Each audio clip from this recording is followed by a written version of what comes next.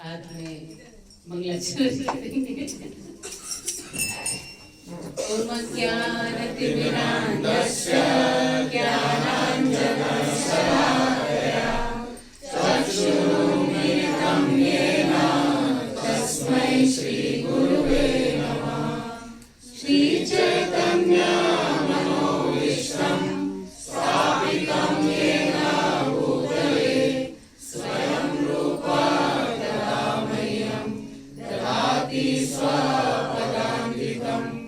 वन्देऽहं श्रीगुरुं श्रीयुतापदकमलं श्रीगुरुं वैष्णवांश्च श्रीरूपां साग्रजातं सगण रघुनाथान्वितं तं सजीवं साद्वैतं सावधूतं परिजनसहितं कृष्णचैतन्यदेवं श्रीराधा कृष्णपादां सगण ललिता श्रीविशाखान्वितांश्च। हे कृष्णा करुणा सिन्धु दीनबन्धु जगत्पते गोपेश गोपिकान्त राधाकान्त नमस्तुते। तप्त काञ्चन गौराङ्गी राधे वृन्दावनेश्वरी विश्वानुसुते देवी प्रणमामि हरिप्रिये। वाञ्छाकल्पतरुभ्यश्च कृपा सिन्धुभ्यश्च पतितानां पावनेभ्यो वैष्णवेभ्यो नमो नमः। श्रीकृष्ण चैतन्य प्रभु नित्यानन्द श्री अद्वैत गदाधर श्रीवासादि गौर भक्तवृंद। हरे कृष्णा कृष्णा कृष्णा हरे हरे हरे राम राम राम हरे हरे। थोड़ी माता जी लोग के पास बैठ जाइए ना। हाँ इधर आ जाओ, इधर आ जाओ, जल्दी जल्दी आ माता जी लोग सब जाओ। और माता जी इसका आगे आ आप आगे आए, कई लोग बाहर बोल रहे हैं, हरे बोल। इतना आगे आ सकते हैं। आपको बोला नहीं बैठ पाएंगे, वहाँ नहीं बैठ पाएंगे। जय जय श्री चैतन्य जय नित्यानंद जय कृष्ण जय गौर भक्त वृंदा। जय चंद्र जय गौर भक्त वृंदा। जय जय श्री चैतन्य जय नित्यानंदा। जय जय श्री चैतन्य जय नित्यानंद। जय कृष्ण जय गौर भक्त वृंदा। जय चंद्र जय गौर भक्त वृंदा। जय जय श्री चैतन्य जय नित्यानंदा। जय जय श्री चैतन्य जय नित्यानंद। जय कृष्ण जय गौर भक्त वृंदा। जय चंद्र जय गौर भक्त वृंदा। चैतन्य महाप्रभु की जय। ललिता माता जी आवाज आ रही है क्या? क्लियर है? Loud and clear. सो 25 तारीख को गौर पूर्णिमा है। हरे कृष्णा। इसका साउंड ठीक है कि इसका ठीक है? हरे कृष्णा हरे कृष्णा। पहले वाले ठीक है माता जी। तो 25 तारीख को गौर पूर्णिमा है और जैसे हम जानते हैं कि किसी भी फेस्टिवल से पहले उसकी चेतना हमारे अंदर आ जाती है। हरे कृष्णा एवरीबॉडी, प्रसादम बंद हो गया है। अब आपको 20 मिनट तक प्रसादम नहीं मिलेगा, मतलब पेट को नहीं मिलेगा, कान को मिलेगा। है ना? कान से भी हम प्रसाद ग्रहण करते हैं और वास्तव में कलयुग में यहीं से ग्रहण करना चाहिए तो अच्छा रहता है, शरीर भी फिट रहता है ना? और आत्मा तो फिट होती ही है। सो किसी भी त्योहार से पहले हमारी चेतना उसके लिए प्रिपेयर होती है। जैसे पुराने जमाने में दिवाली आने वाली होती है, आज भी करते हैं पर शायद उतना विगरसली तैयारियां नहीं होती हैं। तो पहले दिवाली आती तो हम क्या करते हैं? हाँ, क्या करते हैं? दिवाली की सफाइयाँ शुरू करते हैं। क्लीन अप शुरू करते हैं। सफाइयाँ शुरू करने के बाद फिर हम आजकल तो नहीं बनाते, लेकिन पुराने ज़माने में मिठाइयाँ बनती थी घर में, है ना, डब्बे भर के मिठाइयाँ बनती थी लेने देने की। सारे लोग आएंगे, उनको खिलाई जाएंगी। अपने अपने लिए पानी का भी कोई मतलब पानी की। हरे कृष्णा कृष्णा कृष्णा हरे हरे, हरे राम राम राम हरे हरे।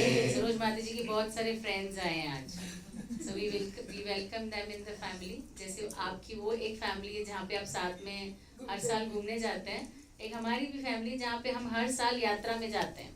तो आप सबका वेलकम है, आप हमारे साथ यात्रा में आ सकते हैं, है ना। और आप हमारे यहाँ पे एवरी वीक ऐसी गैदरिंग होती है। प्रसाद की वैरायटी थोड़ी कम होती है उनका कंपटीशन करना तो मुश्किल है लेकिन एक रीजनेबल प्रसादम के साथ we welcome you in the family. आप लोग आइए, एवरी वीक आइए, भाभी एवरी वीक आते हैं। हमारे जो भगवद गीता प्रसादम है उनकी जिम्मेदारी उनको है, क्या बनेगा कब बनेगा, वो 56 हफ्ते का मेन्यू उनके पास है यस खाने से ज़्यादा उनको खिलाने का शौक है। सो आप सबका वेलकम है हमारी फैमिली में, हम सबकी तरफ से, हम उनको वेलकम करते हैं। हरी बोल, हरी बोल, हरी बोल। तो जैसा कि मैं कह रही थी कि किसी भी त्योहार से पहले उसकी चेतना हम प्रिपेयर करते हैं। दिवाली आने वाली होती है तो न केवल घर की सफाई करते हैं, मिठाइयाँ बनाते हैं, नए नए कपड़े खरीदते हैं। हम पहले से ही सोच लेते हैं कि दिवाली के बाद कहाँ घूमने जाएंगे, दिवाली किसके साथ मनाएंगे, किसको इनवाइट करेंगे, किसके यहाँ मिठाई के डब्बे जाएंगे। पहले से ही हम सोच के रखते हैं, हैम्पर्स बना के रखते हैं, उसमें नाम लिख के रखते हैं कि ये तो आने ही वाला है, हमको पता है ये हमारा जो दोस्त है वो तो पक्का मिठाई का ट्रे लेके आएगा ही, तो उसको कौन सा हैम्पर देना है। So this is we call preparation for the one day only, isn't it? Diwali एक दिन की होती है, सूरत में 5 दिन की होती है, बाकी पूरी दुनिया में एक ही दिन की होती है। तो हम उसके लिए कितना प्रिपेयर करते हैं, पहले से प्रिपेयर करते हैं। क्यों प्रिपेयर करते हैं? क्योंकि फेस्टिवल मनाने से पहले हमारी चेतना उस स्तर पर आनी चाहिए कि हम उस फेस्टिवल को एब्जॉर्ब कर पाए।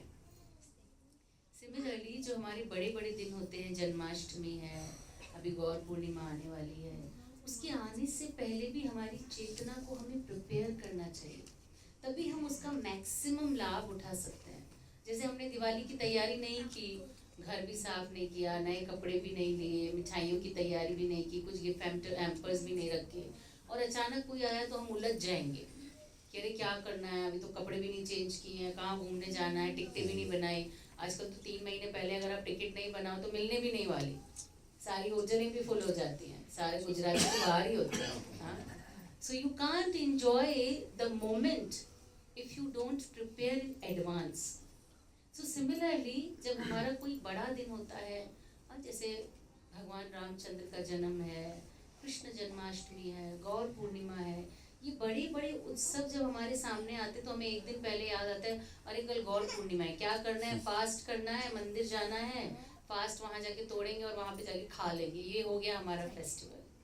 पर हम ये समझ नहीं पाते कि वास्तव में गौर पूर्णिमा एक उत्सव है जिसका इंतजार भक्त पूरा साल करते हैं, क्योंकि वो दिन है जिस दिन भगवान अपनी मैक्सिमम कृपा हमें दे सकते हैं। जैसे किसी बड़े आदमी का जन्मदिन होता है ना, तो वो बड़े व्यक्ति का अगर जन्मदिन है और आप उसके जन्मदिन पर अगर जाते हैं कुछ उपहार लेकर, तो वो भी कुछ रिटर्न गिफ्ट देता है। हो सकता है जो गिफ्ट हम लेके जा रहे हैं ना, रिटर्न गिफ्ट उससे बड़ा हो, क्योंकि गिफ्ट हमने अपनी हैसियत के हिसाब से दी है, लेकिन रिटर्न गिफ्ट वो खुद की हैसियत के हिसाब से दे रहे हैं। तो भगवान का जो रुतबा है, भगवान की जो स्थान है, उनका जो हैसियत है, वो हम नहीं समझ सकते। तो उस दिन अगर हम कुछ गिफ्ट लेके जाते हैं भगवान के लिए, तो उसके बदले में वो हमें क्या दे सकते हैं, वो हम इमेजिन भी नहीं कर सकते। तो इसलिए हमें उत्सव की तैयारी हमारी चेतना की प्रिपरेशन के साथ करनी चाहिए। ऐसे भगवान के हर अवतार की तैयारी भी कई समय पहले से शुरू हो जाती है। ऐसा नहीं है भगवान ने सोचा कि चलो ठीक है आज दिन अच्छा है तो आई शुड टेक अ मैं एक अवतार ले ही लेता हूँ। वो ऐसे भी ले सकते हैं। जैसे हम देखते हैं वराह के रूप में भगवान कैसे आए थे, क्या प्रिपरेशन की थी उन्होंने आने के लिए, कैसे आए थे, किसी को पता है भगवान वराह कैसे प्रकट हुए थे? नाक से प्रकट हुए थे। किसकी नाक से? ब्रह्मा जी की नाक से। नाक छींक, ब्रह्मा जी ने छींक मारी और नीचे कुछ गिरा। नाक से निकला तो कितना ही बड़ा होगा ना, नीचे कुछ गिरा और उन्होंने देखा मेरी नाक से क्या निकला, और थोड़ी ही देर में उसने एक विशाल रूप धारण कर लिया। इतना विशाल कि पूरी पृथ्वी को वो अपनी टस्क पे उठा सकते थे। इतना विशाल रूप उन्होंने धारण कर लिया। गर्भोदकोशन में पृथ्वी को हिरण्याक्ष ने छुपा लिया तो भगवान ने पृथ्वी को निकालने के लिए वराह रूप धारण किया। ऐसे भी वो आ सकते हैं, है ना। नरसिंहदेव के रूप में आए थे तो कैसे आए थे? कौन थे उनके मम्मी पापा? खंबा। खंबा उनके मम्मी पापा थे। खंबे से प्रकट हुए थे, without any plan, without any prediction प्रकट हुए थे। तो भगवान ऐसे भी प्रकट हो सकते हैं। लेकिन जब भगवान देखते हैं कि ऐसे प्रकट होने में कोई आनंद नहीं है, देन ही प्लान्स। जैसे हम इमरजेंसी में कहीं घूमने चले जाएं, मजा तो आएगा लेकिन वहां जाके लगता है यार ये लोगों ने प्लानिंग की है बहुत बढ़िया, इनको ज्यादा अच्छा लग रहा, खाना पीना एकदम बढ़िया है, भटकना नहीं पड़ रहा, रूम इतने अच्छे मिले हैं, सब कुछ ऐसा सर्विस एकदम टॉप मिल रही है, तो हमें भी प्लानिंग के साथ आना चाहिए। तो भगवान का ये गौर सुंदर का अवतार जो आने वाला है अभी, जिसके आने में कुछ 10-12 दिन बचे हैं, it's a very very special merciful incarnation of God.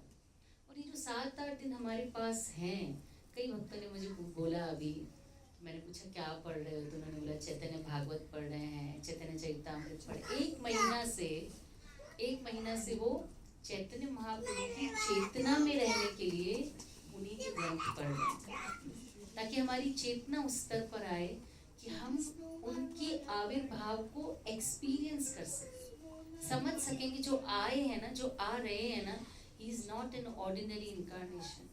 ये इनकारनेशन भगवान का सबसे मर्सीफुल इनकारनेशन। भगवान ने हर जगह हमें देने से पहले कोई ना कोई शर्त रखी। कभी कभी पापा बोलते हैं ना कि तुम्हारे नंबर अच्छे आए एग्जाम में तो साइकिल दिलाऊंगा। शर्त क्या है? नंबर अच्छे आने चाहिए, है ना।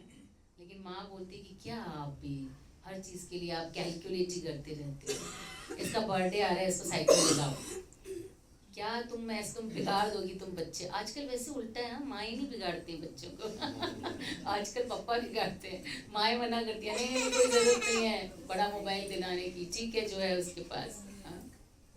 सो भगवान भी इतनी मर्सीफुल हैं, जो इस इनकारनेशन में भगवान ने दिया है वो अन्य किसी इनकारनेशन में भगवान ने नहीं दिया। लेकिन कैसी preparation is so important. Take her inside. Maybe the whole class is being disturbed. कैसी प्रिपरेशन इज सो इम्पोर्टेंट, इसको हम देखने की कोशिश करते हैं। तो कहते हैं भगवान नरसिम्हदेव प्रकट हुए खंबे से। ये कब की बात है? कौन से युग की बात है? हमारा देखिए फोकस पेन हमारा कितना शॉर्ट है ना, कि हम चाहते हैं कि आप, मतलब मुझे पता है आप चाहते हैं कि आप मुझे सुने, लेकिन फिर भी वहां से आवाज आती तो हमारी सबका ध्यान वहीं चला जाता है ना। This is how our span, हमारा फोकस का स्पैन कितना छोटा है। We try to but we can't. इसलिए भगवान ने कलयुग में मर्सीफुली बहुत सरल प्रोसेस दिया है। सेल्फ रियलाइजेशन का किसी को इंटरेस्ट भी नहीं है, क्या करना है, छोटी सी जिंदगी, खाओ पियो मजा करो, जीवानु मजामा रहवानु मजामा खावानु, है ना, ऐसा ही हम सोचते हैं। और ये समझ नहीं पाते कि वास्तव में ये मनुष्य जीवन स्पेशली किसी और पर्पस के लिए मिला है। इस जीवन में जो हम कर सकते हैं वो अन्य जीवनों में नहीं कर सकते। बाकी सारे काम अन्य जीवन में भी कर सकते हैं ना। पशु पक्षी भी खाते हैं कि नहीं खाते? खाते हैं, उनको खरीदना भी नहीं पड़ता, उनको मैकडॉनल्ड्स का, पिज़्ज़ा हट का बिल भी नहीं चुकाना पड़ता, उनको नौकरी नहीं करनी पड़ती। क्या वो सोते हैं? यस। उनको एसी नहीं लगता, उनको घर 2 करोड़ का बनाना नहीं पड़ता, बेड 50,000 का खरीदना नहीं पड़ता, दे कैन स्लीप एनीवेयर।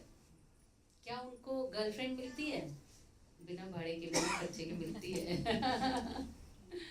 हमें एक संभालने के लिए कितना खर्चा उठाना पड़ता है। लेकिन उनको बिना खर्चे के बहुत सारी मिलती है। एंड डिफेंडिंग, जैसे हम भय में जीते हैं ना, हमें एक डर सताता रहता है, जो है वो चला न जाए, जो नहीं है वो मिलेगा कि नहीं मिलेगा। हमें रक्षा की, अपनी रक्षा की चिंता रहती है। ऐसी ही पशु पक्षियों में भी वो भावना होती है। लेकिन केवल एक चीज है, हमारे शास्त्र कहते हैं, जो उनमें और हममें अलग है। दैट इज कॉल्ड धर्म ही केवल अधिको विशेषो धर्म विहीन नर पशु भी समान। सिंपल लैंग्वेज है ना संस्कृत में, कि हम में सिर्फ एक ही चीज अलग है जो उनसे और हमें उनसे अलग करती है। दैट इज धर्म का पालन हम कर सकते हैं। हम पूछ सकते हैं मेरा जन्म क्यों हुआ है, मुझे क्यों कष्ट हो रहा है, मैं कैसे अपने जीवन को सुधार सकता हूँ, क्या इसके परे भी कोई जीवन है। और अगर हम ये प्रश्न नहीं पूछते और इसके लिए प्रयास नहीं करते तो व्हाट डू यू थिंक? तो अगर हम वो काम नहीं करते तो हम कैसे हैं? वी आर पशु भी समाना। हमारे शास्त्र कहते हैं हमें और पशु में कोई अंतर नहीं है। इसलिए हमारे शास्त्र कहते हैं वी आर सफिस्टिकेटेड एनिमल्स, है ना? We are sophisticated animals. So भगवान के आने की तैयारी किस तरह से होती है? तो नरसिम्हा के रूप में भगवान ने कौन से युग में अवतार लिया? सतयुग में। किसको बचाने के लिए? प्रहलाद। किससे बचाना था? कौन था हिरण्यकश्यप? उसके पिता थे।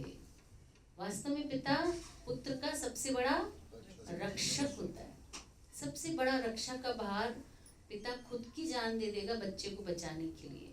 ऐसा माँ बाप का स्वभाव होता है कि बच्चे की स्वाभाविक रूप से रक्षा करते हैं। लेकिन एक ऐसा पिता है हमारे इतिहास में जो अपने पुत्र को हर प्रकार से मारने की कोशिश करता है। तो हिरण्यकश्यप जब इस तरह से प्रहलाद को तंग कर रहा था तो भगवान ने प्रहलाद की रक्षा के लिए खंबे से भगवान प्रकट हुए। कहते हैं कि हिरण्यकश्यप ने पूछा अगर तेरा नारायण सब जगह है तो क्या इस खंबे में भी है क्या? प्रहलाद ने कहा हाँ। तो झूठ बोला प्रहलाद ने? नहीं। हमारे शास्त्र कहते हैं कि भगवान इंतजार कर रहे थे कि किस उंगली की तरफ प्रहलाद हाथ करता है, मुझे उसी खंबे से प्रकट होना है। और उस खंबे से नरसिम्हदेव प्रहलाद को दिख रहे थे। मैं इधर ही हूँ, I am here only, don't worry my child, my son, don't worry, I am here. अगर आपका बाप बहुत दमदार हो ना तो आप एक ही बात बोलते हो सबको, मैं पापा को बोल दूंगा, मैं पापा को बता, रुको मैं मेरे पापा को लेके आती हूँ, है ना? बच्चे जब आपस में लड़ते हैं तो क्या करते हैं? मैं पापा को लेकर आता हूँ। और जिसका बाप आ जाता है ना बाकी सारे डर जाते हैं, ये इसका तो पापा आ गया। तो इस गेम में वास्तव में प्रहलाद के जो वास्तविक पिता हैं, जो हम सबके पिता हैं, वो आ गए। और खंबे से जब प्रकट हुए, हिरण्यकश्यप का वध कर दिया। वध करने के बाद शांत नहीं हो रहे थे। उन्हें इतना क्रोध आ रहा था हिरण्यकश्यप पर कि वो शांत नहीं हो रहे थे। उनको शांत कराना मुश्किल हो रहा था। लक्ष्मी जी को बोला आप जाओ। बोले ये मेरे पति को नहीं। मैं तो इसको जानू ही को नहीं। मेरे पति तो शांताकारम भुजगशयनम, तो सोते रहते हैं मुस्कुराते हुए, कभी डिस्टर्ब नहीं करते किसी को। ये मेरा पति नहीं, इतना क्रोधित नहीं, मैं नहीं जाऊंगी इसके पास।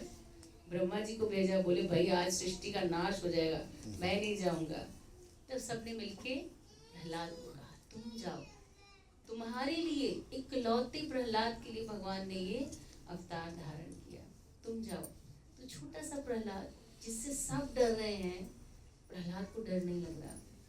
प्रहलाद हाथ में माला लेकर भगवान के पास जाता है। भगवान उसको देखकर एकदम शांत हो जाते हैं, उसको उठा के अपनी गोद में बिठाते हैं और बहुत प्रेम कर रहे हैं उसको। प्रहलाद को बड़ा प्रेम से ऐसे गले लगाकर पास बिठाकर, जैसे पिता अपने बच्चे को पास बिठाकर प्रेम करता है। सोचो कोई आतंकवादी हमारे बच्चे को ले जाए और आपके हाथ में आई पिस्टल और आपने आतंकवादी को उड़ा दिया, और उसके बाद जो बच्चे पे प्रेम आता है ना, वो कैसा होता है? लगता है कि कितने जन्मों का बिछड़ा हुआ मुझे मिल गया, मेरा बच्चा सुरक्षित है। तो बहुत सुख का अनुभव नरसिम्हा देव कर रहे हैं कि मेरा बच्चा, मेरा भक्त सुरक्षित है। लेकिन जब पिता की गोद में बच्चा होता है तो बच्चे को ज्यादा सुख मिलता है या पिता को? पिता बताएंगे। पिता को ज्यादा सुख मिलता है कि बच्चे को? पिता को। बच्चे को ज्यादा सुख किसको मिलता है? बच्चे को। क्योंकि जो केयरलेसनेस बच्चे को होती है ना, वो पिता को नहीं होती। पिता फील्स वेरी रिस्पॉन्सिबल, मेरी गोद में बच्चा है। एक बच्चे को उठा के जब बाप ऐसे फेंकता है हवा में कैच करने के लिए, बेटा हंसता है, छोटा बेटा हंसता है कि रोता है? हंसता है। और वही बड़ा हो जाता है तब उसको उठा के फेंकने लगे पिता तो, अरे नहीं पापा, नहीं पापा, नहीं पापा, नहीं, मैं गिर जाऊंगा। वो डर जाता है ना? लेकिन डिपेंडेंट बच्चे की जिम्मेदारी पिता पर है। उसे डर नहीं लगता है कि मैं गिर जाऊंगा, उसको विश्वास है मेरा पिता मुझे पकड़ लेगा और मेरे साथ खेल रहा है। तो पिता और पुत्र के बीच में जब छोटा बच्चा बाप की गोद में बैठता है ना, ज्यादा सुख बच्चे को मिलता है। और नरसिम्हा देव जब प्रहलाद को देख रहे हैं, वो सोच रहे हैं मैं एक सुख का अनुभव कर रहा हूँ, ये कौन से सुख का अनुभव कर रहा है? सोचिए, भगवान के हृदय में भगवान का एक नाम है आत्माराम। आत्माराम का अर्थ है उन्हें किसी चीज की चाह नहीं होती है। They are very satisfied. अरे भाई, आपके पास सब कुछ है तो आपको क्या चाहिए? आप तो अखिल कोटि ब्रह्मांड के नायक हैं, सारे जीव आपके बच्चे हैं, आप सब चीज को कंट्रोल कर रहे हैं, सर्वलोक का महेश्वरम है, आपको क्या चाहिए? You are very happy and satisfied. तो भगवान भी हैप्पी एंड सेटिस्फाइड है। लेकिन ऐसे ही भगवान के हृदय में एक लोभ आया जब उन्होंने प्रहलाद को देखा। उन्होंने सोचा ये किस प्रेम का अनुभव कर रहा है? जब पिता की गोद में बच्चा होता है ना, तो वात्सल्य का अनुभव करता है, अफेक्शन का। तो ये अफेक्शन तो मेरे पास भी नहीं है, क्योंकि मेरा तो कोई माता पिता नहीं है। सर्व कारण कारणम, मैं ही सबका माता हूँ, मैं ही सबका पिता हूँ, मेरा कोई माता पिता नहीं है। तो जिस सुख का अनुभव प्रहलाद कर रहा है ना, मुझे भी उस सुख का अनुभव करना है। तो आत्माराम भगवान के हृदय में भक्त की वजह से एक लोभ आया आज कि मुझे भी इस सुख का अनुभव करना है। तब भगवान दूसरे युग में, अगले युग में, अगला युग कौन सा है? त्रेता युग। त्रेता युग। त्रेता युग में 3 माता के साथ आए। एक नहीं, दो नहीं, 3 माता का प्रेम श्री रामचंद्र जी ने प्राप्त किया। पिता के साथ, माता के साथ बड़े सुख पूर्वक वात्सल्य भाव का अनुभव करते हैं। जहाँ भगवान बच्चे हैं और भक्त बड़ा है। हाँ, हर परिस्थिति में भगवान बड़े होते हैं और भक्त छोटा होता है, लेकिन आज भगवान छोटे हो गए हैं और भक्त बड़ा है। भक्त बड़ा है मतलब भगवान उसके ऊपर निर्भर करते हैं। भूख लगती है तो माँ से खाना मांगते, सबको खाना देने वाले माँ से खाना मांगते। ये भगवान की स्वीटनेस है वास्तव में।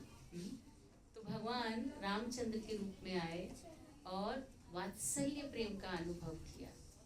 लेकिन जब लंका कांड में माँ सीता को लेने के लिए, युद्ध के लिए भगवान लंका की तरफ जाते हैं, और जब पुल का निर्माण होता है, जब सुग्रीव को, हनुमान को, सबको देखते हैं, तो वो देखते हैं कि ये लोग आपस में कितना फ्रेंडली रहते हैं।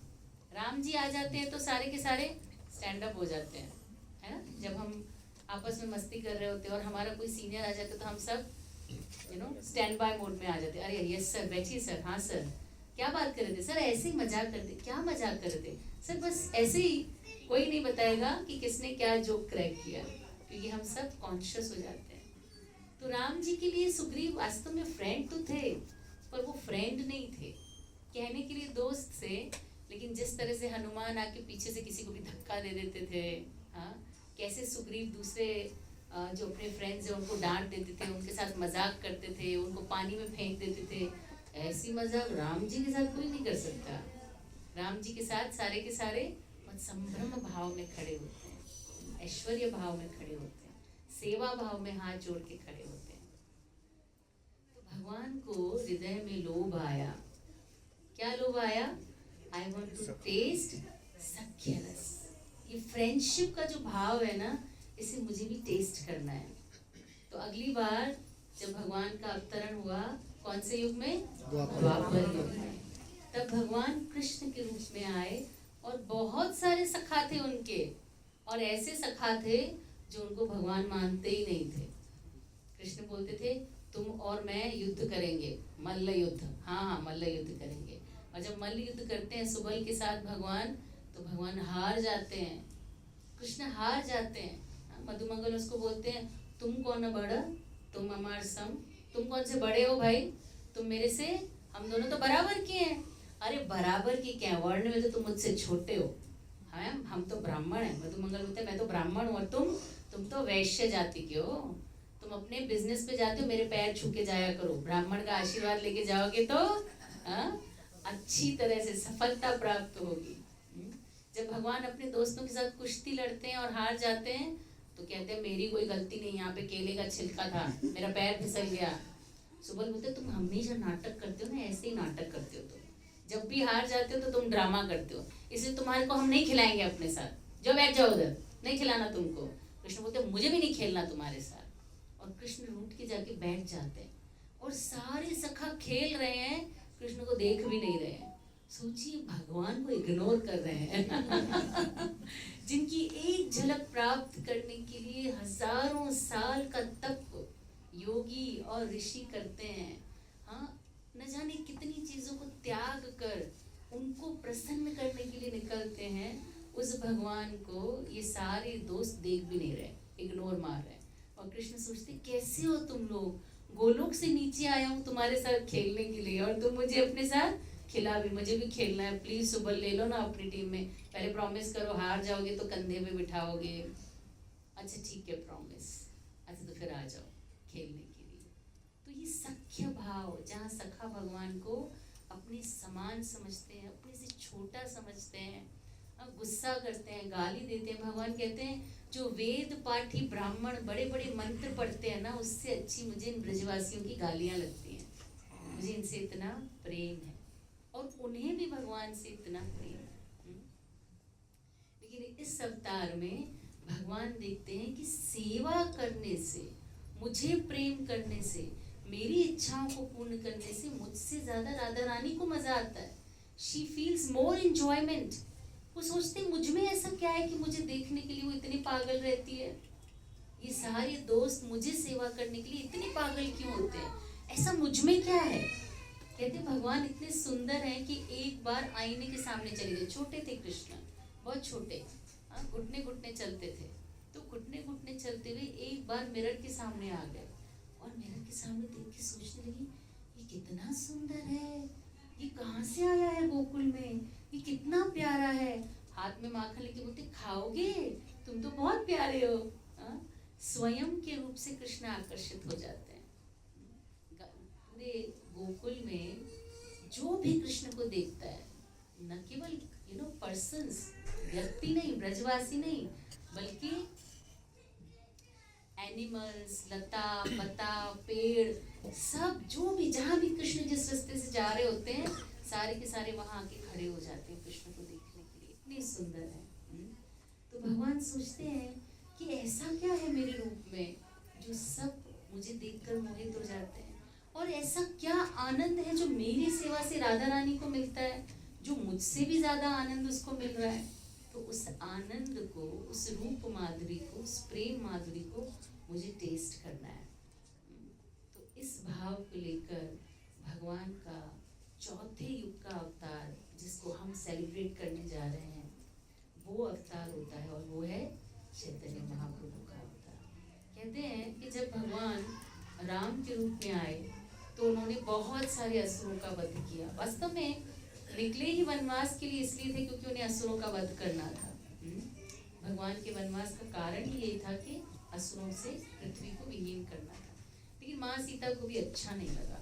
वो हमेशा बोलती थी कि क्या आप हमेशा धनुष बाण लेके खड़े रहते हैं, सबको मारना जरूरी है क्या, सब आपके बच्चे हैं, उनको सुधारा भी जा सकता है। भगवान बोलती है असुरों का कुछ नहीं हो सकता, इन्हें मारना ही पड़ेगा। नहीं, आप मुझसे प्रॉमिस करो कि अगले अवतार में हथियार नहीं उठाओगे। भगवान बोलते ठीक है, नहीं उठाऊंगा। तो अगले अवतार में भगवान कृष्ण बनकर आए, हथियार उठाया, असुरों को मारा। कैसे मारा? बिना हथियार के ही मार दिया। किसी को उंगली से मार दिया, किसी को पैर से मार दिया, किसी को हाथ से मार दिया, पूतना को तो लिप्स से मार दिया, सबको मार दिया, लेकिन हथियार नहीं उठाया। राधा रानी बोलती है आप सुधरेंगे नहीं। अरे मैंने नहीं उठाया हथियार राधे, एक भी जगह देखो धनुष बाण कुछ नहीं उठाया, लेकिन मारा ना तुमने। अगली बार प्रॉमिस करो कि नहीं मारोगे, मुझे नहीं अच्छा लगता। अच्छा ठीक है, मैं मारूंगा नहीं, बस ठीक है, नहीं मुझे पता है आप प्रॉमिस पूरा नहीं करेंगे, इसलिए इस बार मैं आपके साथ आऊंगी। हम दो नहीं, हम एक होकर आएंगे। तो कहते हैं कि इस अवतार में श्री चैतन्य महाप्रभु जो स्वयं कृष्ण है, राधा रानी का हृदय लेकर आते हैं। क्योंकि राधा रानी के प्रेम को टेस्ट करने के लिए राधा रानी का हृदय चाहिए ना।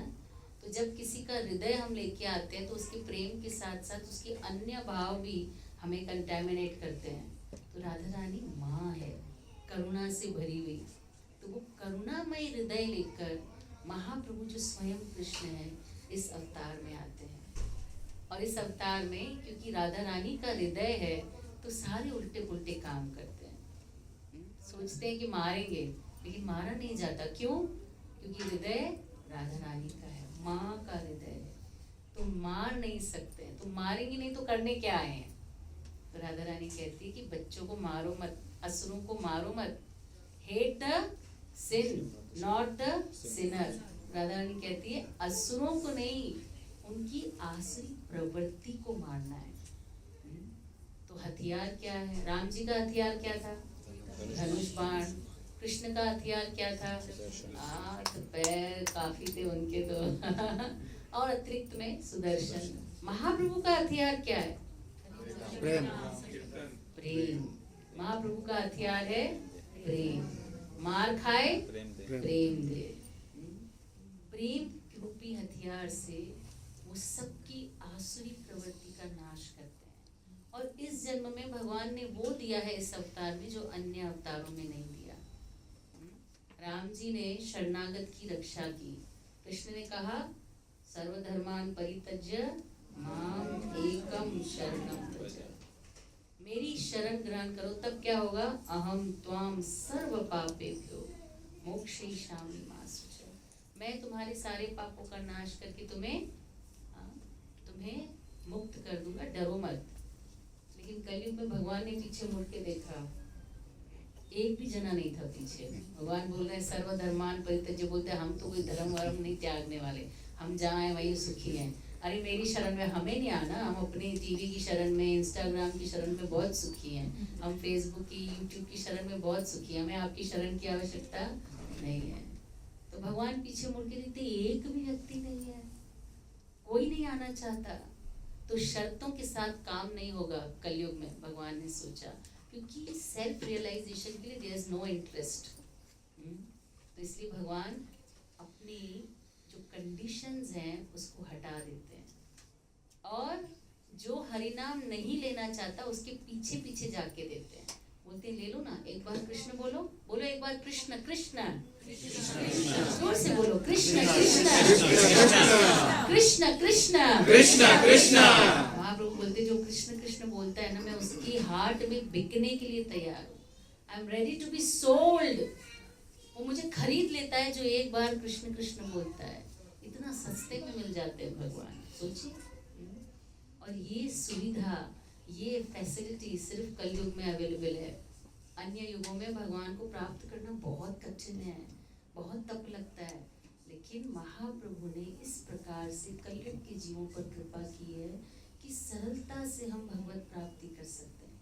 हम एक कथा सुनते हैं श्रीपाद रामानुजाचार्य की, कि उन्होंने अपने गुरुदेव से कहा कि मुझे मंत्र दीजिए। 17 बार प्रभु जी 17 बार उनको उन्होंने मना कर दिया। अभी वैराग्य लाओ, अभी ईगो को खत्म करके आओ, अभी ये अवगुण है इसको हटा के आओ, फिर 17 बार। और 17 बार के बाद जब उन्होंने उन्हें मंत्र दिया और बोल के दिया, किसी को बोलना नहीं, ये बहुत गुप्त मंत्र है, गुरु से प्राप्त होता है, इसको किसी को बताना मत।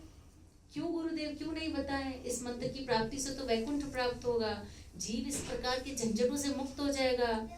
उन्होंने कहा कि अगर वो झंझटों से मुक्त हो गया तो तुम नर्क चले जाओगे। अगर तुमने किसी को मंत्र बता दिया, तुम्हें नर्क जाना है क्या वैकुंठ की जगह? तो तुम किसी को बताना मत। क्या किया श्रीपाद रामानुजाचार्य ने? क्या किया? वो मंदिर की चोटी पे गए ऊपर और सबको चिल्ला चिल्ला के बोला, इधर आओ सब लोग इधर आओ, वैकुंठ प्राप्ति का मार्ग मिल गया मुझे, मैं तुम सबको बताता हूँ, इधर आओ सब लोग आओ। सारे लोग जमा हो गए। उन्होंने बोला क्या मार्ग है? बोली ये मंत्र है, इस मंत्र का जप करने से हम भगवत प्राप्ति कर सकते हैं। जब गुरुदेव को पता चला उन्हें बहुत क्रोध आया, क्या किया तुमने? मना किया था तुमको किसी को बताना मत, तुम्हें पता नहीं है तुम्हें नर्क प्राप्ति हो जाएगी। बोले गुरुदेव मेरे को नर्क प्राप्ति होगी, इन सबको वैकुंठ प्राप्ति होगी ना? हाँ, तो मुझे कोई दिक्कत नहीं है। अगर मेरे अकेले के नर्क जाने से इतने लोगों को वैकुंठ प्राप्ति होती है, मुझे कोई दिक्कत नहीं है। गूज़बम्स होते हैं जब भी मैं ये स्टोरी जब भी सुनती हूँ, जितनी बार भी। कितना करुण हृदय है, कैसे कोई ऐसे कर सकता है? हाँ? और उनके गुरुदेव कहते भाई तुम मेरे गुरु हो, जो तुमने काम किया, जो तुमने बात बोली है ना, आज से तुम मेरे गुरु हो। और इस तरह श्रीपाद रामानुजाचार्य जगत गुरु बने। तो इस तरह से करुण हृदय के साथ भगवान आते हैं और जीवों में मुक्त हस्त से हरि नाम का वितरण करते हैं। कितना सरल तरीका, सिर्फ हमें भगवान के नाम का जप करना है। हफ्ते में एक बार हम सब जगह जाते हैं, हफ्ते में एक बार हमें सत्संग आना है। थोड़ा सा ऐसे पार्टी मनानी। पार्टी अच्छी थी ना? How was the party? Nice. अच्छा खाना, अच्छे लोग, अच्छा इतना अच्छा डांसिंग कीर्तन था। बस ऐसे करते करते हम इस संसार में रहते हुए यहाँ के दुखों से ऊपर हो जाएंगे और यहाँ से छूटकर हम ऐसी जगह जाएंगे जहाँ से वापस इस संसार में आना नहीं पड़ेगा। कितना सरल, इससे सरल क्या कर सकते थे भगवान? कहते भाई पहले सतयुग में आपको पूरा शास्त्र लर्न करने हैं, आपका क्वेश्चन पेपर होगा, एग्जामिनेशन में आपको सारे एग्जाम्स में करेक्ट आंसर्स लिखने हैं और कम से कम 90% मार्क्स लाने हैं, तब आप अगले क्लास में अगले सेमेस्टर में जाओगे। लेकिन द्वापर युग त्रेता युग आते आते भगवान ने बोला कि 90% वाले तो बच्चे ही नहीं, चलो 70% करो, तो 70% कर दिया। द्वापर युग आते आते बोला 30-40 तक निकलेगा, इससे ऊपर तो होगा नहीं, चलो मैक्सिमम मार्क्स 50%। कलयुग में भगवान जी कहते हैं कि भैया 30% ले आओ। बोले नहीं हो रहा है, अच्छा ठीक है मैं चीटिंग करा दूंगा, लेके आओ तुम, जवाब मैं लिखता हूँ तुम लिखो। भाई हमसे नहीं होगा ये लिखना विखना पढ़ना वरना, भाई देखो हमारे बस का नहीं है, अभी हम पढ़ाई लिखाई नहीं करने वाले उस उम्र में आके। अच्छा तुम इतना कर सकते हो कि अपना नाम लिख दो आंसर शीट पे, सिर्फ उसको जमा कर दो, आओ और नाम लिख दो, बाकी काम मैं कर दूंगा। इतना कर सकते हो? कुछ लोग बोलते हैं हमसे तो उतना भी नहीं होगा। तो भगवान नित्यानंद आपकी क्वेश्चन पेपर और आंसर शीट लेके आपके घर आते हैं, बोलते नाम तो भर दे खाली, ए हरे कृष्णा बोल, ए हरे कृष्णा बोल, विष्णु या हरे कृष्णा बोल, अरे भाई हरे कृष्णा बोल, हरे कृष्णा। भक्त पीछे पीछे आते हैं लोगों के, बोलते हरे कृष्णा बोलो ना। आप जाएंगे रास्ते, मुझे किसी ने बोला आपकी हरे कृष्णा वाले तो अजीब ही हैं, हर सिग्नल पे मिल जाते, बुक ले लो बुक ले लो बुक ले लो। मैंने बोला क्या करें, आपकी आंसर शीट लेके आपके घर पे आ रहे हैं, भाई नाम भर तेरे को वैकुंठ जाना है कि नहीं? आप तो नहीं जाते इसलिए वो आते हैं, हमें वो भी नहीं अच्छे लगते हैं। इतना पीछे क्यों पड़ते हैं हमारे? हमको नहीं चाहिए ना, हमें नर्क में रहना है, हमें क्यों जबरदस्ती निकाल रहे हैं? We are very happy here. So how merciful Krishna is and how merciful his devotees are. इसलिए इस अवतार को लोचनदास ठाकुर कहते हैं, ये ना अवतार जान रत्ती ना जन्मी लो, लोचन कहे से पापी ये लो आर लो। अगर ऐसे महावदन न्याय भगवान के प्रति भी हमारे हृदय में यदि प्रेम नहीं आता, एप्रिसिएशन नहीं आता, तो फिर इस संसार में हमारा आना जाना, आया राम गया राम, आया राम गया राम, आया राम चलता रहेगा। इस चक्र से हम बाहर नहीं निकल पाएंगे। तो सुनहरा अवसर है, 25 तारीख को भगवान का बर्थडे है, महाप्रभु का बर्थडे, जो हमारे कल्याण के लिए। कहते कलयुग ने पाप की सीमा को तोड़ दिया, तो महाप्रभु ने सोचा अब करुणा की सीमा को भी तोड़ना पड़ेगा। तो भगवान ने करुणा की सारी सीमाएं तोड़ दी। इतनी करुणा की कि हर व्यक्ति इस करुणा में डूब सकता है। न वो पापी देखते हैं, न पुण्य आत्मा देखते हैं, जो भी आता है उसे बड़े प्रेम से भगवान का प्रेम अर्पित कर देते हैं। तो अगर इस अवतार के समय में भी अगर हम यहाँ से निकल नहीं पाए, तो फिर हम पाकिस्तान की जेल में ही रह जाएंगे अभी मोदी का टाइम है, निकल लो। हाँ, पाकिस्तान की जेल के जितने भी कैदी हैं उनको निकाल रहे, कहीं पे भी कोई फंसा हुआ है निकाल लो। मोदी का टाइम है, निकाल लो सबको। लेकिन बाद में किसका टाइम होगा और हम निकल पाएंगे कि नहीं निकल पाएंगे हमें नहीं पता। ये अच्छा समय है, महाप्रभु का समय है। इस समय में यदि हम निकल जाते हैं इस भौतिक जगत से तो निकल सकते हैं, अन्यथा हमारे लिए कोई चांस नहीं है। भज गौरांगो कह गौरांगो लह गौरांगे नाम रे जी जना गौरांगो भजे जी हमारे प्राण रे भज गौरांगो कह गौरांगो लह गौरांगे नाम रे जी जना गौरांगो भजे जी हमारे प्राण रे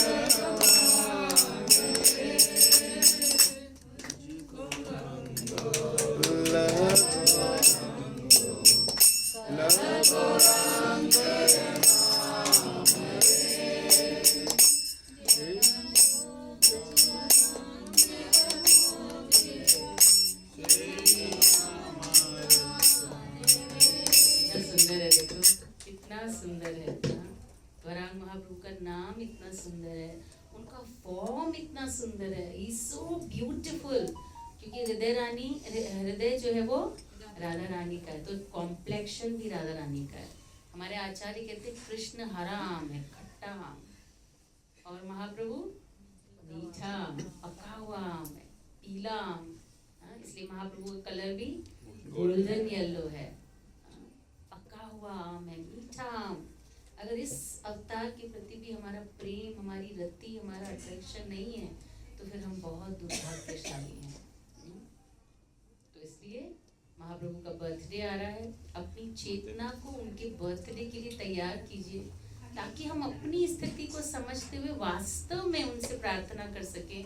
मेरा कुछ नहीं होगा महाप्रभु, मैं उनकी वाली ही लिस्ट में हूँ जो 30%, 20%, 10%, कोई परसेंटेज में ही नहीं है।